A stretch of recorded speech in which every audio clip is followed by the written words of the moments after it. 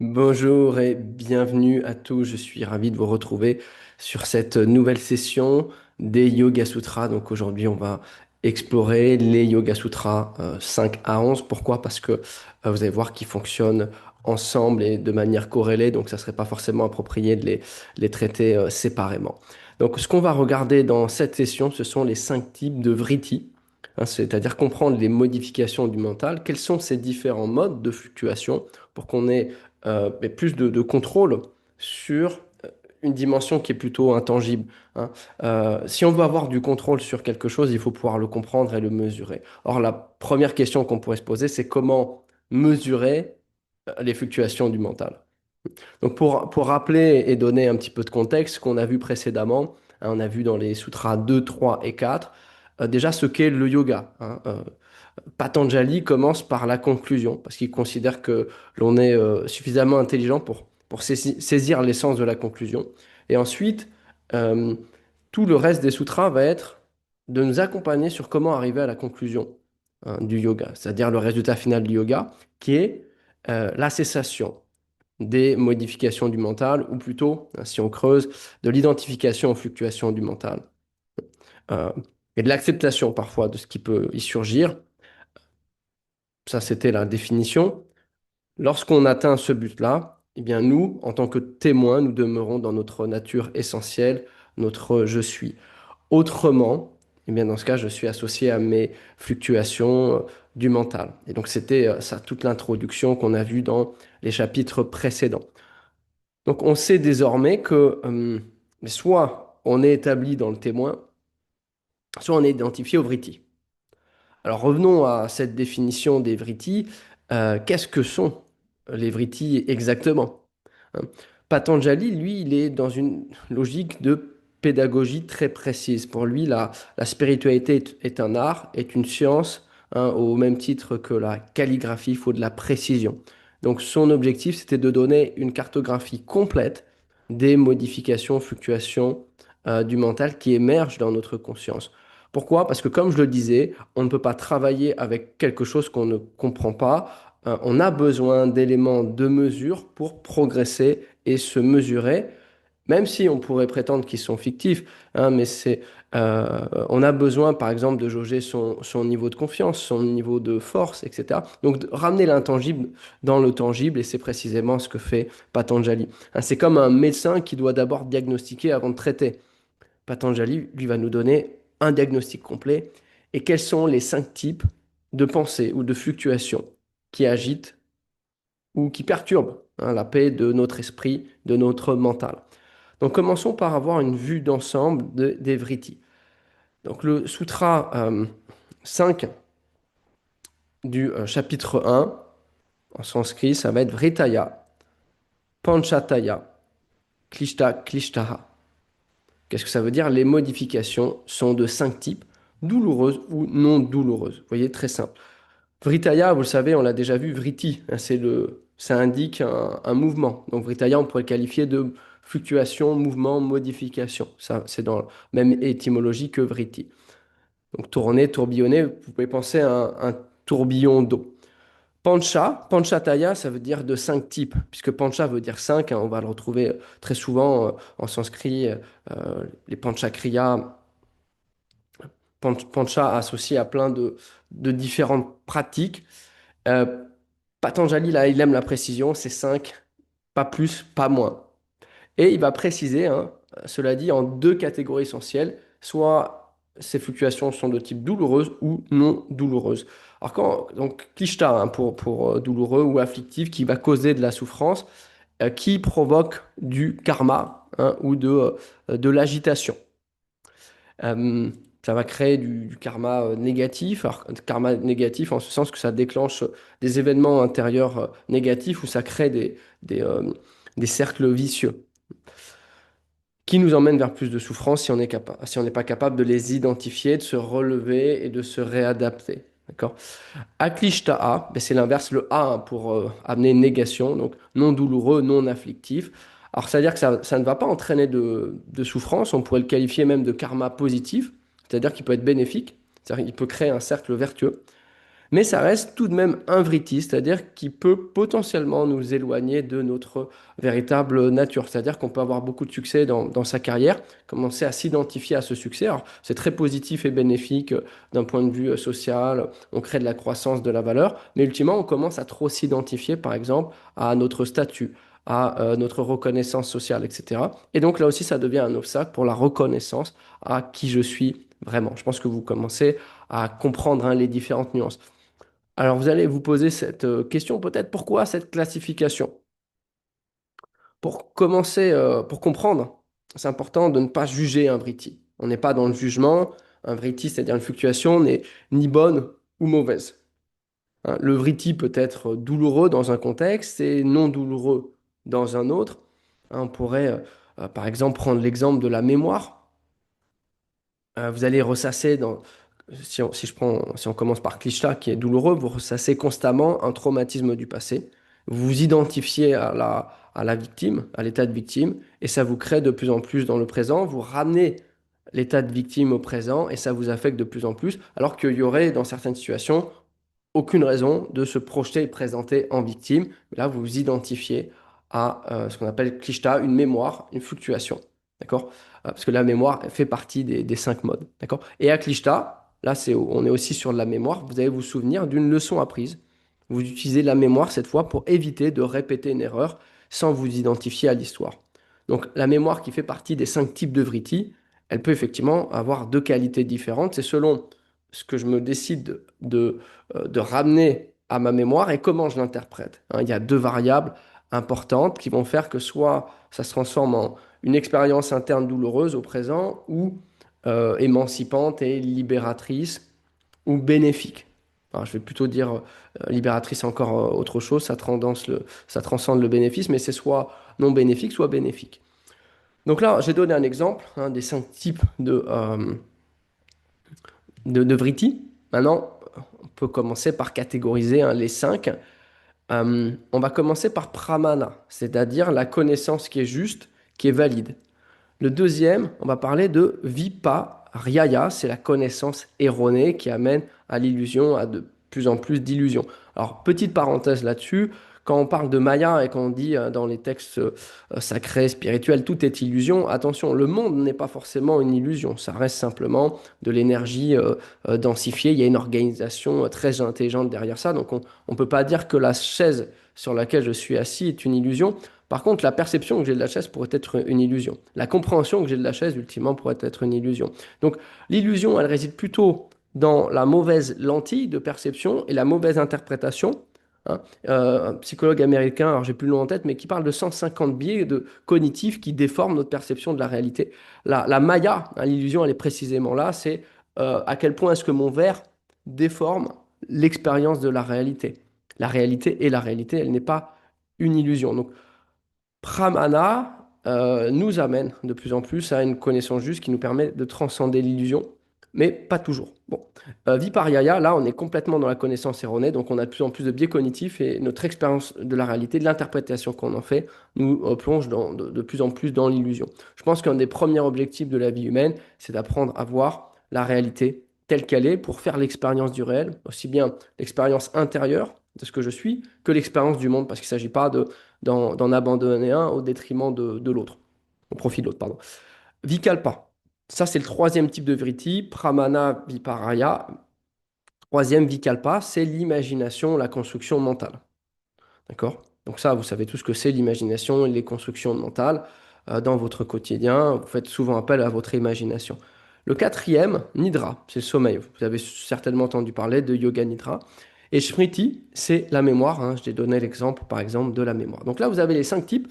Et ce que je vous propose, c'est qu'on fasse une exploration de ces 5 types de fluctuations. Alors, vous allez pouvoir vous poser la question, pourquoi ces 5 et pas d'autres?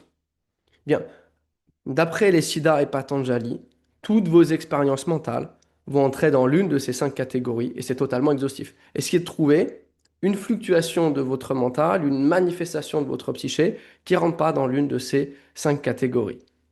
Donc, je pense que vous l'avez compris. Alors, vous pouvez essayer aussi de réfuter, hein, vous n'êtes pas obligé de croire sur parole, évidemment. Mais Patanjali a créé une classification complète de la psyché humaine et c'est ça qui va pouvoir nous donner du contrôle dessus et de devenir des vrais maîtres de la psyché.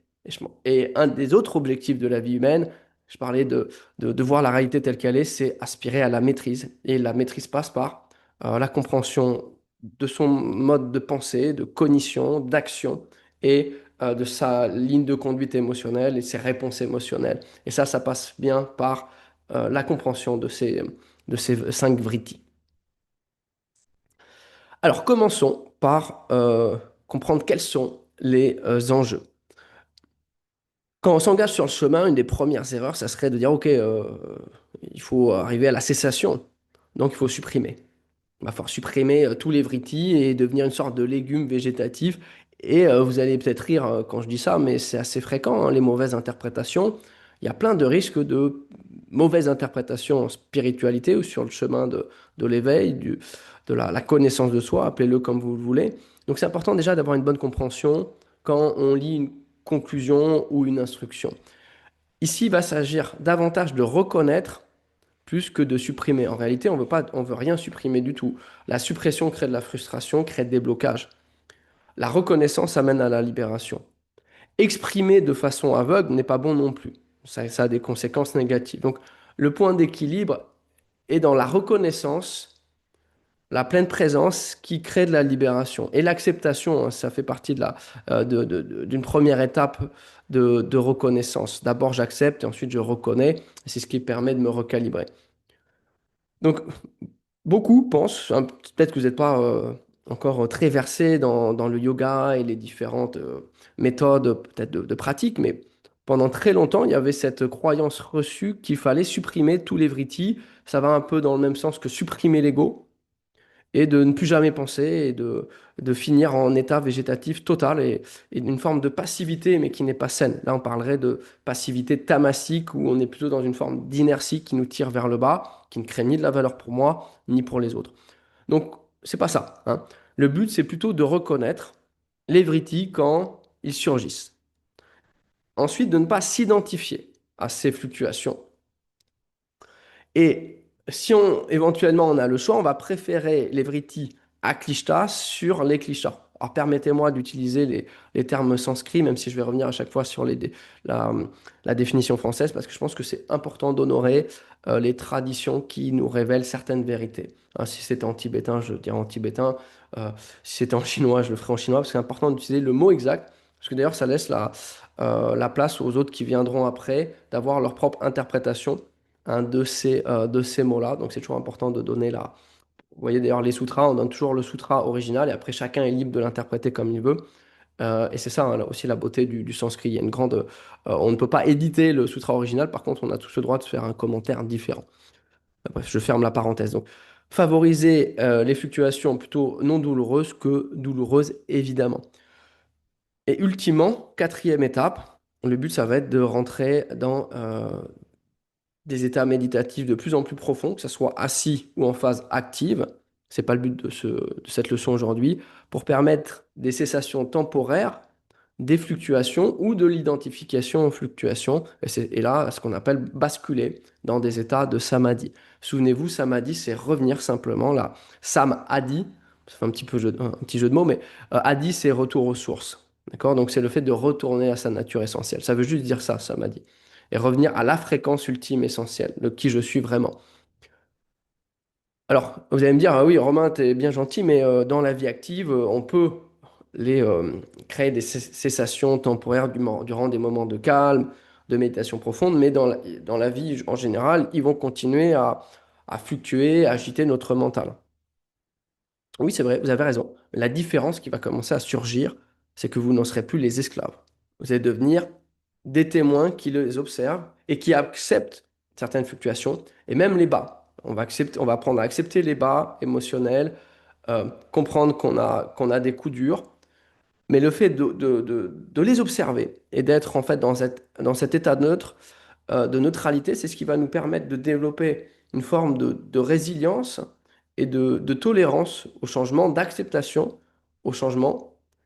Et c'est précisément ce qui va m'aider à passer au niveau supérieur à chaque fois que je vais traverser des phases de creux, parce que je vais autoriser ma vie interne à se réorganiser. Vous voyez, c'est une forme de spirale qui monte, et on peut avoir des phases de fluctuation, mais les phases de creux lorsque j'apprends à les observer, me permettent de passer au niveau supérieur. Et c'est là où, en fait, c'est pas de voir à quel point est-ce que j'ai éliminé les phases de creux, mais à quel point est-ce que je suis capable de passer au niveau supérieur pour une certaine période de temps quand je traverse une phase de creux. Ça, c'est un élément mesurable aussi intéressant. Donc, rentrons dans ce qu'est la connaissance juste, premier vritti hein, que j'ai évoqué. D'accord? Donc, le mot sanskrit, pramana. Donc, on va les explorer un par un. D'accord? Donc, souvenez-vous, pratyaksha, anumana, agama, pramanani. C'est la première fois que je dis ce verset, donc on est dans le verset 6, qui fait partie, hein, donc vous allez avoir de 6 à 11 une énumération des 5 vrittis. Donc ce premier des 5 qui signifie la perception directe, l'inférence et le témoignage fiable constituent la connaissance juste. Alors qu'est-ce que pramana? Pramana, ça veut dire une connaissance qui est valide, qui est vraie, qui est juste. Vous vous souvenez, je vous ai parlé des biais cognitifs. Donc c'est une connaissance qui est dépourvue de biais cognitifs euh, et je pense que nous, dans notre vie, on est tous entre la connaissance juste, plus ou moins avec une connaissance qui est erronée. C'est rare sur un sujet d'arriver à 100% de clarté, c'est-à-dire qu'il faudrait qu'on élimine tous les biais cognitifs possibles quand on regarde un sujet, qu'on le voit tel qu'il est, avec une telle pureté d'esprit et de limpidité, qu'on est en directe connexion avec l'univers et comment est-ce que l'univers voudrait qu'on interprète la situation. Donc c'est extrêmement rare, mais c'est ce vers quoi on veut tendre.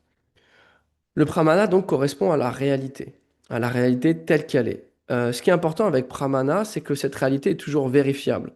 On peut la mesurer et l'identifier, elle n'est pas sujette juste à des hypothèses et à des interprétations. C'est en ce sens que pramana se concilie très bien avec la recherche scientifique. Les siddhas eux-mêmes, les sages, se considéraient comme, quand j'emploie des termes qui sont interchangeables, yoga, siddha, être éveillé, c'est pour décrire les mêmes types hein, de maîtres. Ce sont des êtres qui ont aspiré à la maîtrise toute leur vie, qui l'ont atteinte. Mais pour eux, c'est une démarche purement scientifique. Ils sont capables de disséquer, observer les phénomènes, au même titre que la science moderne essaye de le faire aujourd'hui. Dans tous les cas, cette connaissance doit être vérifiable, autrement on n'est pas dans pramana. Donc, Patanjali, lui, va identifier maintenant trois sources de connaissances justes. Donc, vous voyez, vous pouvez imaginer un arbre. Là, vous avez Vritti, ça va se déplacer en cinq catégories. Et donc, dans la première, la connaissance juste, vous pouvez imaginer trois sous-catégories, trois sources de connaissances justes, ok, pour que vous compreniez bien. La première, on va l'appeler Pratyaksha. Alors, rassurez-vous, Romain, vous allez dire, il est trop technique. Euh, De un, vous avez en dessous là, de la vidéo, vous allez avoir accès au texte et aux définitions.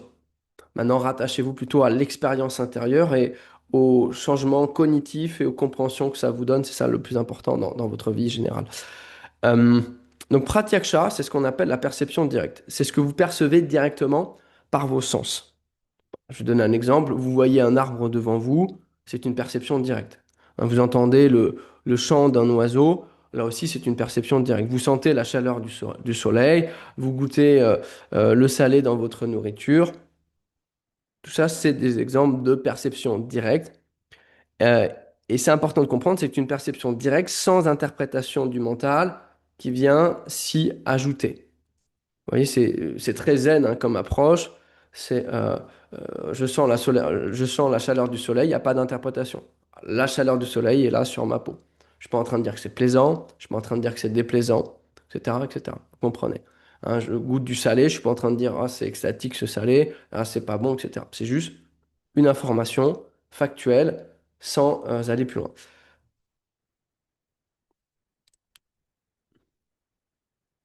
Alors, comment est-ce qu'on pourrait faire la différence euh, entre une perception directe et une perception erronée? Si par exemple je perçois une personne avec les sourcils froncés, à partir du moment, ça c'est une perception directe, mais si je commence à en faire une interprétation, cette personne est en colère contre moi, là on est dans une interprétation qui est peut-être fausse. On n'en sait rien, ce n'est pas vérifiable. Donc vous comprenez la différence. Autre possibilité, par exemple, j'entends un son fort soudain qui me fait sursauter. Une interprétation fausse ou erronée serait de peut-être penser que c'est dangereux ou que je suis en danger. C'est une interprétation qui n'est pas non plus nécessairement vraie. Donc, vous avez compris, hein, la perception pure, euh, avant toute interférence du mental, c'est ce qu'on appelle pramana. Dès qu'il y a interférence, là, il y a risque qu'on sorte du pramana, hein. À moins que la- l'interprétation soit juste et alignée, on sort de ce cadre-là. Ensuite, deuxième source, il y a ce qu'on appelle l'inférence logique, qu'on va qualifier de amu, anumana, pardon, ce qui veut dire la déduction logique basée sur des preuves et le raisonnement. D'accord? Donc, exemple, vous voyez de la fumée au loin, vous inférez qu'il y a un feu, même si vous ne voyez pas le feu directement. Hein. Autre possibilité, vous voyez des nuages sombres et sentez l'humidité dans l'air, vous inférez qu'il va pleuvoir. Hein. Vous voyez des traces de pas humides dans la maison, vous inférez que quelqu'un est entré avec des chaussures mouillées. Donc là aussi, ça fait partie de la connaissance juste, mais tant que, comme je le disais, là, on a suffisamment de connaissances et de compréhension pour faire une inférence qui n'est pas erronée. Donc la structure de l'inférence, c'est je fais une observation neutre, je vois de la fumée, le lien causal m'est connu, s'il y a la fumée, il y a certainement une sorte de feu ou quelque chose qui s'en rapproche, et la conclusion logique, donc il y a un feu. Donc la différence avec une connaissance non juste, hein, une fausse interprétation, c'est que dans le cas de l'anoumana, hein, juste, il y a de la fumée, donc il y a du feu, à l'inverse d'une fausse interprétation, je vais dire, par exemple, comme il fait sombre et que la nuit tombe, bah les fantômes vont probablement apparaître. Quand là, c'est un lien causal imaginaire, il n'y a pas forcément de cause à effet. D'accord? Donc l'inférence est pramana si elle est basée sur des liens causaux réels et vérifiables. Maintenant, parlons de la troisième source de connaissance juste, ce qu'on appelle agama, ce sont les témoignages fiables. C'est ce que dans notre littérature moderne, on appelle ça des arguments d'autorité, des sources d'autorité qui ont fait leurs preuves et qui sont quasi irréfutables. Bien que on a toujours des surprises. Donc, c'est une connaissance qui est transmise par une source fiable, compétente et digne de confiance. Hein, donc, dans les exemples plus modernes, un médecin expert qui a analysé des milliers de cas comme le vôtre vous dit que vous avez telle condition, il a l'expertise, vous lui faites confiance. Hein, de même qu'un guide de montagne vous dit quel chemin prendre, il connaît précisément là où il y a un ravin, là où il y a des dangers, et l'autre qui est sûr. Il l'a fait aussi des centaines de fois. Il ne va pas se tromper. Hein. Vous allez lire un livre de science qui vous explique que l'eau bout à 100 degrés, c'est une source vérifiable, c'est un consensus scientifique, où là, ça serait très difficile de dire non à cette question. Donc, vous voyez, là, on est dans des agamas, des sources d'autorité fiables. Si je viens à la littérature ésotérique et spirituelle, en Inde, on va parler des Védas, hein, c'est-à-dire tous les grands maîtres d'autorité ont enregistré leurs expériences et tous sont concordants, d'ailleurs sur plusieurs milliers d'années hein, de, de tradition. Donc c'est tout ce qui est parole des maîtres, des sages, les écritures sacrées, authentiques, bah, comme les Yoga Sutras, qui ont fait l'épreuve du temps, qui ont été testés et approuvés par des milliers, par des millions de personnes et qui ont expérimenté en fait, les mêmes résultats. C'est-à-dire comment est-ce qu'on décrit un processus est scientifique ou non? C'est-à-dire que si on prend... alors aujourd'hui, la science, elle est claire, c'est-à-dire que si on prend un échantillon de 100 personnes, si 30% déjà arrivent à avoir un résultat commun en répétant les instructions qui ont été données, on considère que c'est un processus scientifique vérifiable. Hein, certaines pratiques de yoga sont à bien plus que 30% de résultats sur certains échantillons. Donc c'est important de nuancer, en revanche, que le agama, hein, la source d'autorité, il ne s'agit pas de la croire aveuglément Puisqu'on a vu aussi des erreurs dans l'histoire où les masses commençaient à croire aveuglément des soi-disant sources d'autorité. Donc c'est toujours important de faire appel à son discernement et décider ce qui est ultimement ou non une source d'autorité. Et comme je vous l'ai dit, on peut parfois avoir des surprises, on peut croire une vérité en tant que vérité pendant 100 ans, même des vérités scientifiques, pour se rendre compte que finalement, il y a des subtilités, des nuances, ou dans certains contextes, elles peuvent s'avérer fausses, par exemple. Donc, Euh, la gamma, c'est faire confiance à une source compétente et vérifiable. Par exemple, aujourd'hui, on pourrait parler d'Einstein, hein, qui vous explique la relativité. Il a démontré suffisamment sa compétence, même si, par exemple, au niveau de la mécanique quantique, on pourrait dire que c'est pas forcément applicable, ou dans certains contextes extrêmes, dans certaines échelles, ça sera moins applicable. Mais du moins, il fait l'unanimité sur une certaine échelle de grandeur. Voilà. Euh, Inversement, admettons, vous allez voir votre voisin qui a jamais étudié la physique et qui vous explique la mécanique quantique selon sa compréhension.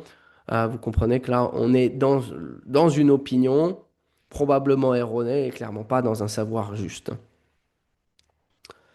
Hein. Et en spiritualité, on va trouver pareil. Il y aura un petit pourcentage de maîtres ou d'êtres qui ont fait une véritable expérience du monde intérieur, du soi, de l'être et même des mondes subtils. Euh, Ils sont rares, mais ils existent, et d'autres qui vont juste s'autoproclamer et feindre. Voilà. Donc là, il faut aussi savoir faire la distinction. Et comment faire la distinction? Ben, c'est en s'éduquant. Justement, en s'éduquant, en ayant un maximum, même en spiritualité, de sources fiables pour ensuite se faire sa propre opinion et pouvoir bah, décider si telle ou telle source est digne de confiance. Donc, vous avez compris, hein, pour avancer sur votre chemin spirituel, vous avez besoin de ces trois sources de connaissances pour être complet et intégré. Un pratyaksha, c'est votre expérience directe en méditation. Vous allez observer directement vos pensées, vous expérimentez directement des états intérieurs, des états de silence, des états de paix, de joie, et rien ne remplacera votre expérience directe, d'accord? Hein, tout ce qui est expérience secondaire, incluant les textes ou ce que je suis en train de vous dire, ça ne peut pas remplacer l'expérience directe. Mais quand l'expérience directe est véritable et qu'elle est connectée à l'être, à l'intuition, vous le saurez et vous apprendrez à faire la différence entre juste un état émotionnel euh, qui n'est pas l'expérience du soi en tant que tel ou de notre être. C'est juste une manifestation, par exemple, de blessures émotionnelles qui sont enfouies, qui ressortent, du corps émotionnel qui est mal aligné, etc. Hein. Ça reste une expérience intérieure, mais c'est pas forcément l'expérience directe de notre dimension supérieure, et ça, vous apprendrez à faire la distinction. Ensuite, vous allez comprendre que vous avez besoin d'avoir une véritable réflexion, de faire une véritable enquête, investigation, d'avoir un maximum de connaissances en vue de faire des inférences justes, ce qu'on appelle anumana. Et donc, en spiritualité, quelle forme ça prendrait? Ben, si je m'identifie trop à mes pensées ou à des identités inférieures qui ne sont pas moi en réalité, qui sont associées à ma carrière, à mon statut, ben, je risque d'en souffrir. Inversement, si je reste témoin, alors je vis la paix intérieure. Voilà, ça, observation, si je suis là-dedans, je vais là-dedans. Donc, quand je m'identifie aux mauvaises choses, ben, ça crée de la souffrance. Quand je m'identifie au je suis, à l'être véritable, je me libère. Vous pouvez tester, vérifier et inférer. D'accord? Et c'est ça, le vrai chemin spirituel. Vous ne devriez pas laisser la place aux vagues et au flou. On va être spécifique, même là, quand on avance dans ce qui est immatériel. Vous aurez aussi besoin de références solides, le partage d'autres êtres qui avancent sur le chemin, qui sont parfois plus expérimentés dans un ou d'un domaine, parce que hein, le monde intérieur spirituel, c'est un vaste domaine et chacun peut avoir sa spécialité. Certains vont être des spécialistes des plantes et de la médecine spirituelle, d'autres des sorties hors du corps, d'autres des NDE, etc., de la méditation transcendantale, etc. Donc chacun, en plus, peut être spécialisé, au même titre qu'en médecine, vous avez des spécialistes. En spiritualité aussi, vous aurez des spécialisations. Pour ça qu'en Inde, on a une large littérature avec des textes très différents, qui certains vont traiter d'astrologie, d'astronomie, de mathématiques, mais le point de vue des sages sur la question. Ce qui est intéressant, c'est qu'avec les Yoga Sutras, vous avez un texte qui a été éprouvé il y a déjà des millénaires par un grand nombre de personnes et qui a démontré ses bienfaits, hein. Les asanas, c'est-à-dire les postures yogiques que vous pratiquez, font partie, hein, d'une branche des Yoga Sutras. C'est jusque-là, on est en train d'aborder la partie aussi posture psychologique et cognitive pour que lorsque vous pratiquez vos asanas, il y ait un maximum d'effets bénéfiques. Donc, un petit disclaimer, c'est qu'effectivement, un maître peut vous donner des éléments, les textes aussi, mais ultimement, souvenez-vous, vous devez vérifier par votre expérience intérieure. C'est seulement quand les trois sont alignés qu'on va parler d'une expérience qui est intégrée. Donc l'erreur à éviter, ça serait de se limiter à un seul type de pramana, c'est-à-dire de connaissance. Soit en fait, l'erreur, ça serait de dire, j'ai juste me référer à mon expérience directe. C'est ce qu'on appelle pratyaksha. Je vais dire, c'est typiquement, hein, quand je suis dans ce mode de je crois que ce que je vois, je suis un petit peu comme Saint Thomas, mais du coup je me mets un petit peu des œillères parce que je ne crois plus qu'en mon expérience. Là, il y a un risque de tourner en rond ou de se limiter. Si on n'a pas parfois des feedbacks, le progrès passe par de l'implémentation, un direct, faire l'expérience, mais prendre aussi un maximum de feedback. La question, c'est où prendre mes feedbacks. Voilà.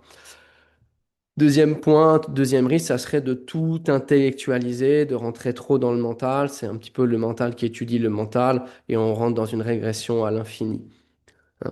Puisqu'on se coupe là de l'expérience quand on est trop dans sa tête et trop dans l'intellectualisation. Donc c'est bien d'avoir une structure logique, rationnelle qui est forte, mais ne pas se perdre dedans ou ne rester que dedans. Et ultimement, ne pas non plus avoir une croyance aveugle. Il ne s'agit pas de devenir un perroquet, juste de répéter ce que les sources disent sans chercher à en faire l'expérience ou sans comprendre ce qui est dit de manière logique. Si vous faites tout ça, ces trois points-là, que vous les intégrez, vous verrez que vous allez avancer beaucoup plus vite puisque vous aurez des éléments mesurables. Donc maintenant, hein, on va aller encore plus loin, hein, dans l'arbre. Donc, souvenez-vous, on est parti du vritti, des fluctuations. On a parlé de cinq fluctuations différentes. Et là, on est en train d'en étudier une qui est donc pramana, la connaissance juste. On a parlé de trois sources de pramana différentes. Et maintenant, on va aller encore plus loin. Peut-être que je vous fasse presque un petit schéma. Vous avez soit des connaissances qui peuvent être dites douloureuses ou non douloureuses. Donc, pramana peut être klishta ou aklishta. Donc, pramana aklishta, c'est-à-dire non douloureux, vous percevez la réalité clairement et vous utilisez cette connaissance pour vous libérer.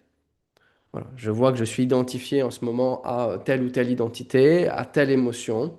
Je respire calmement, je prends le temps qu'il faut pour avoir l'interprétation juste, je reviens à l'état de témoin, d'observateur, et naturellement, le fait d'avoir nommé, identifié, ça va diminuer l'intensité de l'identification et même d'une émotion négative. Ce qui a été prouvé d'ailleurs en science aujourd'hui, c'est quand on est capable de nommer une émotion négative, l'activité de l'amygdale va diminuer. C'est-à-dire que l'action de l'amygdale sur moi, qui va générer, sécréter les hormones du stress et l'intensité de l'émotion, du ressenti négatif, va être drastiquement diminuée si elle est nommée, observée en conscience. D'accord? Inversement, pramana klishta douloureux, qu'est-ce que ça donnerait? C'est que vous percevez quelque chose de juste, mais vous vous identifiez. Euh, et vous continuez à identifier à une source, à un événement, par exemple, négatif, sans chercher à vous en libérer. Donc, ça donnerait comme exemple, par exemple, je vois et je comprends que j'ai échoué. Peut-être même lamentablement échoué, je suis très loin de mes objectifs. Et je vais commencer à m'identifier à cet échec. Et là, ça va créer de la souffrance. Donc, la perception est juste. Peut-être que, certes, factuellement, on peut échouer dans certaines tâches. Ça ne fait pas de nous des échecs. L'échec est factuel, mais intrinsèquement, je ne suis jamais un échec. J'apprends et je recommence. Le problème de si je continue à m'identifier, là, je vais créer de la douleur. Donc peut-être que la perception était juste, mais ça va créer un événement douloureux. Euh, une perception non juste pourrait être non, je pense pas que j'ai échoué, alors que factuellement j'ai échoué. Là, on serait dans le déni. Et donc, ça serait peut-être non douloureux de dénier littéralement l'échec. Donc, ça ne crée pas de douleur. C'est pas bon non plus. Idéalement, il faudrait identifier, voilà, j'ai échoué, je suis en dessous de mes objectifs et c'est totalement OK. Je vais apprendre. Quelles sont les leçons que j'ai en tirées? Je vais pouvoir m'améliorer à partir de là. Voilà. Et c'est là où je peux commencer à mesurer ma maturité. C'est que quand je m'observe en situation d'échec, est-ce que je descends de plus en plus bas et je ruine complètement ma vie? Ou est-ce que j'essaye d'assimiler les leçons, je récupère le plus rapidement possible et non seulement je reviens pas à niveau, mais je passe au niveau supérieur le plus longtemps possible. Ça, c'est un vrai signe de maturité. Et donc, vous voyez, là, on n'est pas du tout dans le vague, on est vraiment dans une cartographie très précise de l'expérience de notre psyché intérieure. Donc, la connaissance juste reste un vritti, d'accord? Ça reste une des expériences de la psyché, une des fluctuations possibles du mental, mais c'est une des plus pures et des plus rapides qui peut nous emmener vers la libération. C'est-à-dire qu'elle peut nous emmener loin dans le chemin. Il y a un moment aussi, il va falloir s'en détacher, même de ce type de pramana-là, pour faire l'expérience de la conscience pure, du je suis, qui est au-delà même de la connaissance juste. Mais la connaissance juste nous montre le chemin, contrairement par exemple à la connaissance erronée. Donc venons-en à la connaissance erronée. En sanskrit, on l'appelle vipariyaya. On a donné quelques exemples déjà, mais on va essayer d'approfondir la question. Donc on va rentrer dans le verset 7. hein. Je vais donner la formulation sanskrite et la traduction. Viparyayo mitya jnanam atad rupa pratishtam. Donc viparyaya est une connaissance erronée, non établie dans la vraie nature de la chose. Alors décomposons ce que ça veut dire viparyaya. C'est l'erreur, c'est l'illusion, c'est la fausse connaissance, c'est l'inverse de pramana. Vi, si je décompose, ça veut dire inversé, contraire à. Paryaya, ça veut dire compréhension. Donc littéralement, c'est une compréhension inversée à ce qui est juste. Donc fausse connaissance et illusion. Mithya, ça veut dire faux, illusoire, et Jnanam, c'est aussi la connaissance. Donc Atad Rupa Pratishtam, c'est-à-dire non établi dans la vraie forme, dans la vraie nature des choses, dans la véritable essence. D'accord? Donc A, c'est pour indiquer une négation, Tad, c'est cela, Rupa veut dire forme, et Pratishtam veut dire établi ou fondé. En clair, donc vous voyez, vous croyez voir quelque chose, mais ce n'est pas ce que c'est vraiment. Donc, est-ce que Vipariyaya, c'est prendre une chose pour une autre, c'est confondre, se tromper. Alors, il y a un exemple classique dans la littérature, c'est la corde et le serpent. Peut-être que vous l'avez déjà entendu. Vous marchez dans la pénombre, vous voyez une forme allongée sur le sol, votre mental va crier, c'est un serpent, ça va générer de la peur, de l'adrénaline, vous sautez en arrière. Et là, vous êtes soudainement éclairé à la réalité. Non, c'était juste une corde. Alors pour la petite histoire, puisque j'ai vécu quand même 3 ans en Inde, et je marchais pieds nus dans pas mal de sentiers, parfois dans la jungle, la nuit, oui, ça m'arrivait, parce que j'étais dans un grand campus de 200 hectares, et puis il m'arrivait de faire des rondes ou des traversées d'un point à l'autre du campus, il fallait passer par des zones de jungle. Et donc la nuit, on avait toujours un petit bâton pour faire fuir les serpents parce que c'est la vibration qui les fait partir. Et donc une fois, donc je marchais sur un de ces sentiers et là je m'arrête la nuit, donc on est dans la pénombre, il est plus de 22 heures, mais je discerne quelque chose sur la route qui ressemble à une corde. Et alors j'ai eu la présence d'esprit de dire, bon, là est-ce qu'on est dans la corde ou on est avec le serpent? Je n'avais pas décidé en plus une fois où j'avais oublié mon petit bâtonnet pour émettre des vibrations. Bon, au cas où ça coûte rien de vérifier. Alors, j'ai donné un gros coup sur le sol avec mon pied. Il faut savoir que je me suis arrêté à 10 centimètres seulement parce que je l'ai vu au dernier moment avec la pénombre. Et mais j'ai eu de la chance de vérifier parce qu'il s'agissait vraiment d'un serpent. Il a entendu le bruit, il est parti à toute vitesse. Donc parfois, il faut quand même prendre le temps de vérifier. Je dirais qu'en revanche, je n'ai pas eu peur. Il n'y a pas eu de juste un instant d'observation intense. Quelle est la connaissance juste? Est-ce que c'est une corde? Est-ce que c'est un serpent? Donc, il se peut que ça soit un serpent aussi, même si mon hypothèse était que c'est une corde, était que ce soit une corde. Bon, en l'occurrence, j'ai bien fait de vérifier. Euh,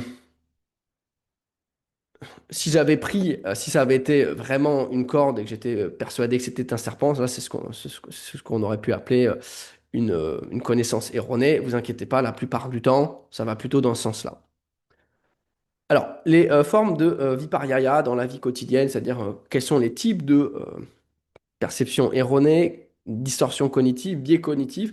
Alors, ce qui est bien, c'est qu'aujourd'hui, on peut travailler avec la psychologie occidentale, hein. Vous avez plus de 500 150 biais cognitifs qui ont été identifiés. Il y a la TCC, la thérapie cognitive comportementale, qui a fait un joli travail aussi dessus. Donc, j'essaierai de vous mettre des références au niveau de la vidéo pour que vous puissiez faire vos propres recherches et étayer. Donc, maintenant, regardons ce que propose Patanjali.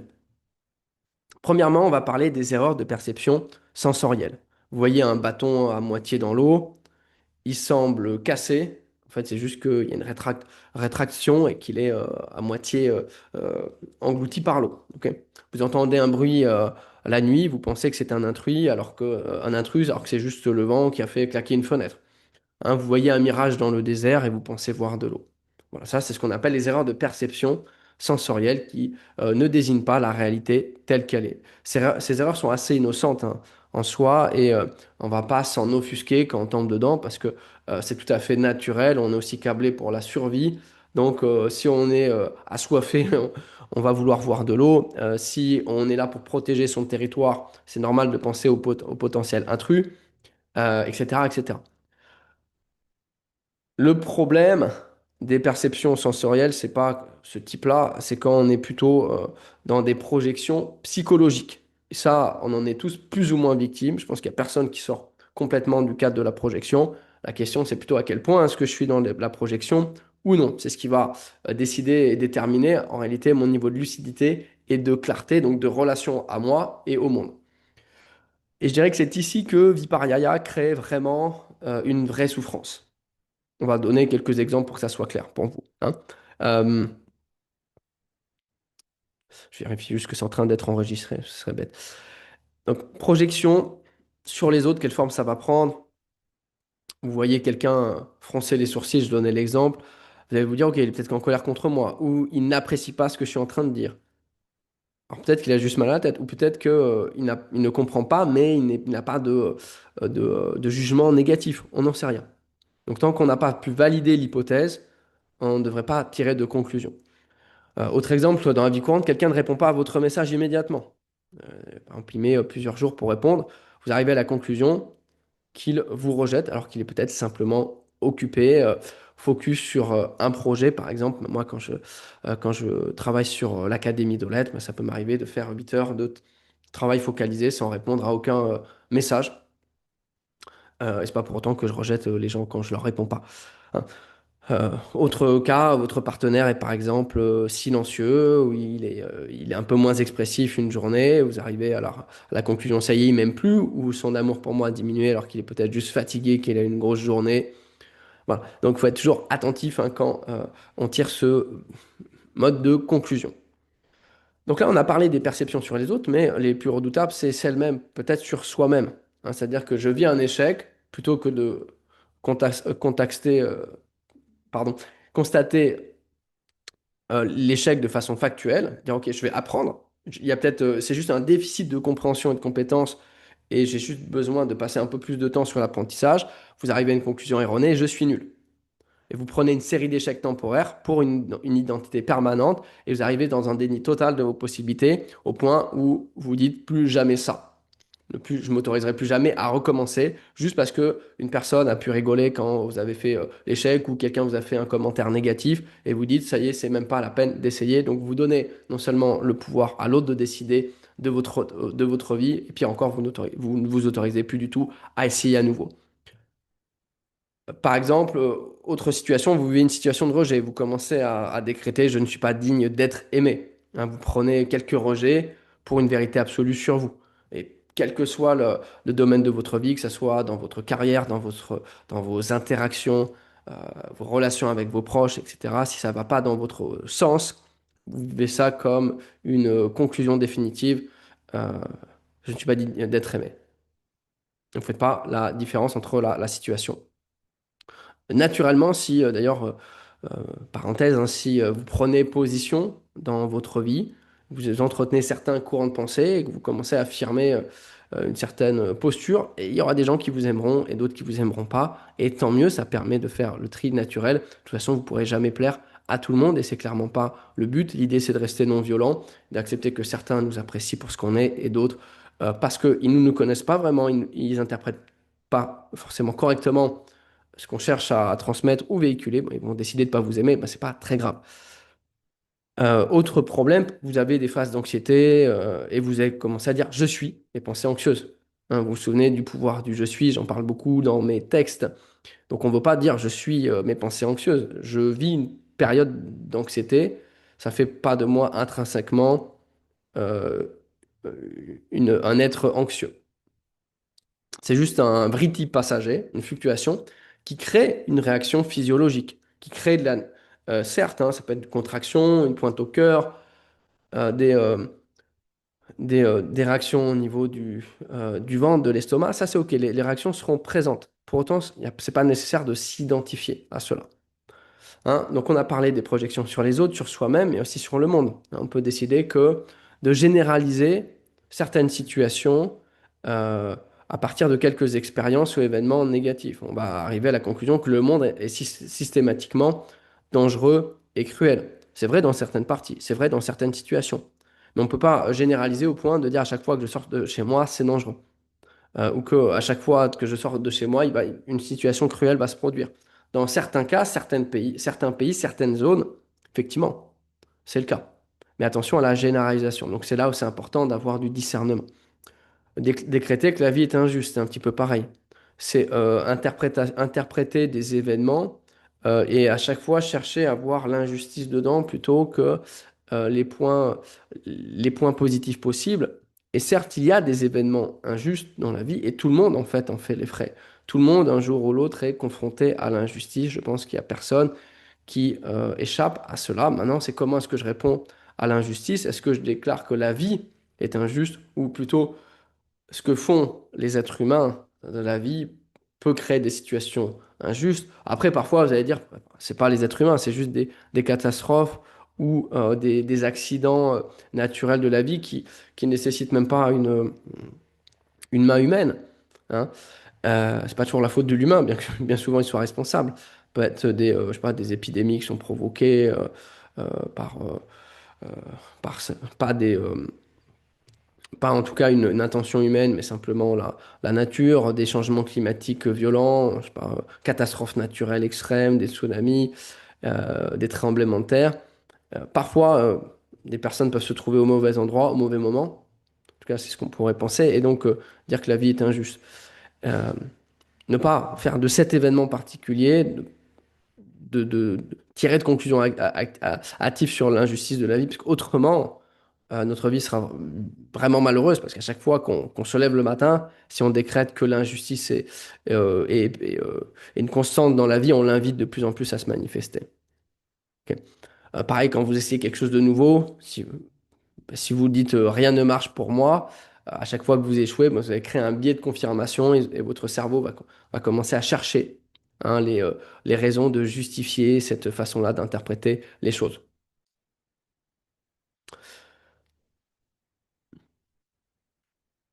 Donc, ultimement même, ça c'est des fausses interprétations du quotidien, mais on pourrait parler de la grande euh, erreur métaphysique hein, d'ailleurs, dont parlent les textes, c'est prendre le non-soi pour le soi, prendre l'ego négatif pour le je suis, et les interprétations de l'ego négatif pour des volontés du je suis.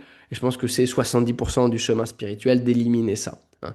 Alors, on va donner quelques exemples classiques. Vous croyez être uniquement votre corps, alors que vous êtes une conscience qui habite le corps. Alors vous êtes le corps aussi, il ne faut pas être dans le déni du corps, parce qu'il y en a qui partent dans cet extrême-là.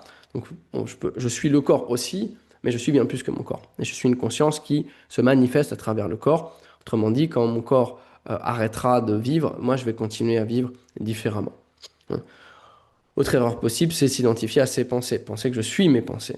Alors qu'au contraire, vous êtes la conscience qui observe hein, les pensées. Autre possibilité, vous pouvez vous associer à votre histoire.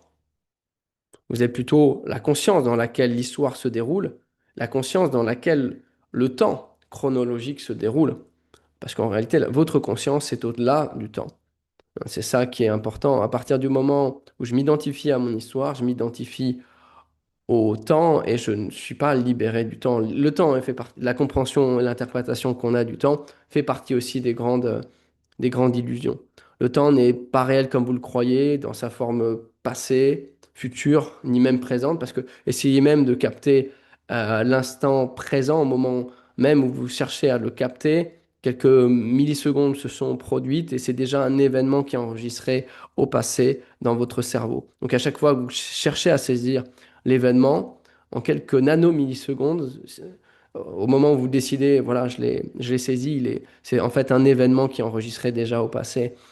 Par contre, ce qui est éternellement présent, c'est votre présence. Vous n'avez pas besoin de saisir la présence, de la capturer, parce que vous êtes cette présence, vous êtes cette conscience. Donc, je pense que là, vous voyez la différence hein, d'interprétation. Donc, je suis l'éternelle présence, mais capter l'éternelle présence, ça, c'est compliqué. Essayez de capter le présent, vous allez voir que c'est compliqué. Par contre, être dans la présence, ça, c'est en une décision, c'est suffisant.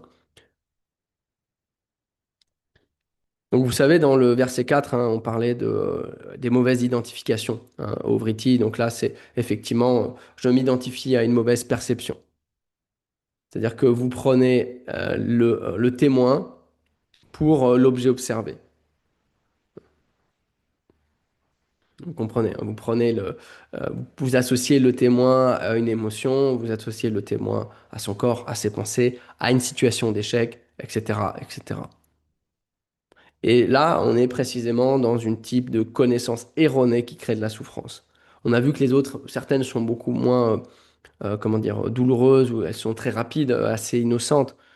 Ça dure que quelques secondes, mais celle-là, si on la clarifie pas, elle la libère pas, donc on se dégage pas du moins de ce type de perception et projection erronée, ça peut créer des souffrances sur le long terme. Donc comment reconnaître la perception erronée, la, euh, la dissonance cognitive, viparyaya, hein, ben, vous pouvez vérifier que ce n'est pas vrai. Hein. Juste la vérification. Souvenez-vous, pramana, c'est l'information doit être vérifiable. Donc, cherchez à vérifier. Vous voyez quelqu'un qui fronce ses sourcils, vous pensez que votre ami est fâché, demandez-lui. Est-ce que par hasard tu serais fâché contre moi? J'aurais dit quelque chose qui pourrait t'offenser? Ah bah non, pas du tout. Non, non, c'est juste qu'en fait j'ai mal à la tête. Ok. Vous voyez, vous venez de dissiper l'illusion, c'est aussi simple que ça. Vous allez me dire, Romain, c'est évident, oui, c'est du bon sens, mais le bon sens, c'est pas toujours commun. Donc, c'est mieux vaut prendre la peine de paraître bête et de demander que de ne rien demander et chérir cette idée toute une vie, dire, ah, je suis persuadé qu'il m'en voulait à ce moment-là, alors que pas du tout. Ok. Quand c'est basé sur une projection mentale, vous supposez les intentions de quelqu'un sans preuve. Ça fait partie hein, de la thérapie aussi cognitive comportementale. D'ailleurs, je me demande s'il n'y a pas des éléments qui ont été repris des, euh, des Védas et de certains textes, hein, parce que parfois c'est vraiment identique, sauf que certains sont antérieurs à d'autres. Hein. Donc, vous supposez les intentions de quelqu'un sans preuve, vous généralisez à partir d'une expérience limitée et vous interprétez selon vos peurs et vos désirs. C'est assez typique. Hein, on pourrait appeler ça d'ailleurs la définition d'une projection mentale erronée. Et puis si vous commencez à fonctionner avec ce biais-là, à chaque fois que vous allez retrouver dans une situation similaire avec des signes apparents correspondant à la situation précédente, vous allez dans la même forme de projection mentale. Le risque, c'est que ça crée aussi de la souffrance disproportionnée, c'est-à-dire quand vous vivez une petite critique, un comportement en retour négatif ou même une suggestion d'amélioration, bah, vous allez dire, ok, je suis complètement nul, c'est pas fait pour moi, je suis pas à ma place. Alors, juste simplement prendre, ok, quand on reçoit une critique en retour, on a le droit d'accepter ou de rejeter. Hein. Parce que bien souvent, les feedbacks ne sont pas tous bons à prendre. Si vous commencez à implémenter tous les feedbacks qu'on vous donne, votre vie va devenir extrêmement chaotique. Donc, faites vigilant sur quel feedback me semble cohérent. Et là aussi, ça demande un petit peu de discernement. Alors, comment est-ce qu'on peut... D'autres signes que vous êtes dans une compréhension, perception erronée, c'est quand vous avez beaucoup d'instabilité, interne au quotidien, c'est qu'un jour vous vous sentez génial et le lendemain complètement nul, parce que vous êtes trop identifié peut-être au résultat. Si ça marche bien un jour parce que vous avez de bons résultats, vous êtes super up, et le lendemain, si vous n'avez pas les résultats que vous avez prévus, vous êtes super down, ça crée de la frustration. Ça veut dire que quoi? C'est que votre vérité va changer selon votre humeur et et votre identification aux résultats. Les résultats, c'est bien de les chercher, mais il faut savoir s'en détacher. Donc, qu'est-ce que vous pouvez mettre en place pour vous euh, détacher, hein, de la perception erronée ou de la souffrance créée par la perception erronée plutôt? Cherchez à vérifier, d'accord? La prochaine fois que vous êtes sujet à une croyance forte qui crée un désagrément, de la souffrance, vous dites, OK, je suis sûr qu'il pense ça de moi ou elle doit penser ça de moi. Demandez-vous la, la première question, est-ce que c'est vraiment vrai? Est-ce que j'ai vraiment vérifié cela? Est-ce que j'en ai une preuve concrète? Sinon, soit vous vérifiez, vous demandez concrètement, soit vous lâchez prise. Il n'y a que deux options. D'accord? C'est aussi simple que ça. Et vous allez pouvoir remarquer combien de vos certitudes sont en fait des projections non vérifiées. D'accord? Et c'est d'ailleurs, vous pouvez l'utiliser pour vous, mais avec les autres. Quand quelqu'un vous dit, il s'est passé ça, il doit penser ça de moi, ok, est-ce que tu en es vraiment sûr? Est-ce que tu as des preuves qui peuvent te permettre de confirmer ça? Des éléments factuels qui vont pouvoir...